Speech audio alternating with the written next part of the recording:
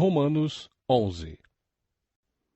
Então eu pergunto, será que Deus rejeitou o seu próprio povo? É claro que não. Eu mesmo sou israelita, descendente de Abraão e membro da tribo de Benjamim. Deus não rejeitou o seu povo, que ele havia escolhido desde o princípio. Vocês sabem muito bem o que as Escrituras Sagradas dizem naquele trecho em que Elias acusa o povo de Israel diante de Deus. Elias diz assim: Senhor, eles mataram os teus profetas e destruíram os teus altares. Eu sou o único que sobrou e eles estão querendo me matar. O que foi que Deus disse a ele? Ele disse: Eu guardei para mim 7.000 homens que não adoraram o Deus Baal.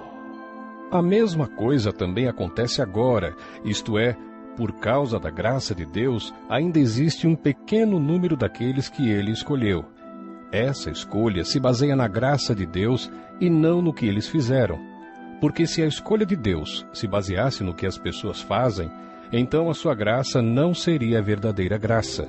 E isso quer dizer que não foi o povo de Israel que encontrou o que estava procurando. Quem encontrou foi apenas um pequeno grupo que Deus escolheu. Os outros não quiseram ouvir o chamado de Deus. Como dizem as Escrituras Sagradas, Deus endureceu o coração e a mente deles. Deu-lhes olhos que não podem ver e ouvidos que não podem ouvir até o dia de hoje.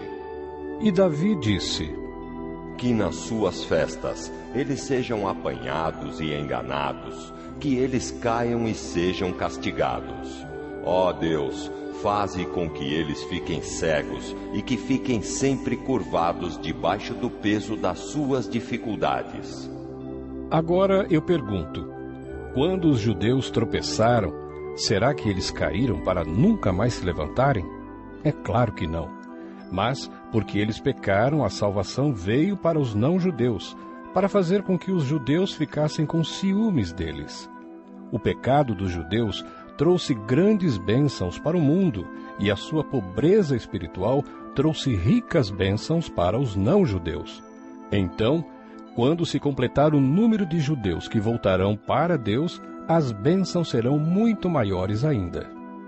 Agora estou falando a vocês que não são judeus.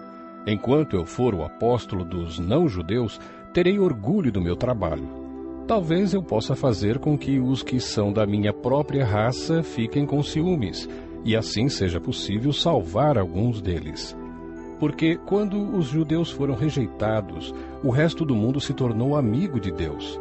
O que acontecerá então quando eles forem aceitos?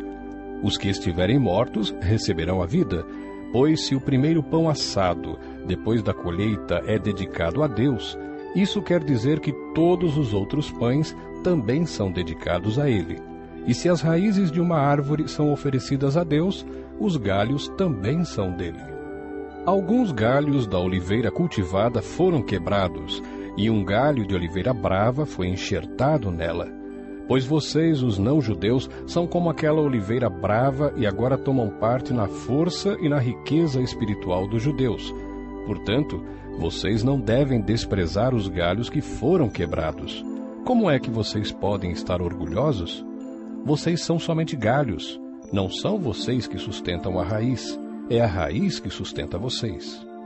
Porém, vocês dirão: sim, mas os galhos foram quebrados a fim de darem lugar para nós. Isso é verdade. Mas lembrem que eles foram quebrados porque não creram. No entanto, vocês continuam na oliveira porque creem. E não tenham orgulho disso. Pelo contrário, tenham medo. Se Deus não deixou de castigar os judeus, que são como galhos naturais, vocês acham que Ele vai deixar de castigar vocês? Vejam como Deus é bom e também é duro. Ele é duro para os que caíram e bom para vocês, se continuarem sempre confiando na bondade dele. Senão, vocês também serão cortados. E se os judeus abandonarem a sua descrença, serão enxertados na oliveira cultivada, pois Deus pode enxertá-los de novo. Vocês, os não-judeus, são como aquele galho de oliveira brava que foi cortado e enxertado contra a natureza na oliveira cultivada. Os judeus são como essa oliveira cultivada. Portanto, Para Deus será muito mais fácil enxertar de novo na própria árvore deles esses galhos quebrados. Meus irmãos, quero que vocês conheçam uma verdade secreta para que não pensem que são muito sábios. A verdade é esta: a teimosia do povo de Israel não durará para sempre, mas somente até que o número completo de não-judeus venha para Deus.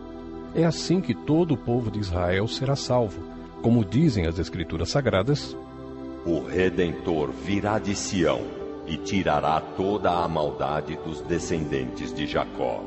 Eu, o Senhor, farei esta aliança com eles, quando tirar os seus pecados.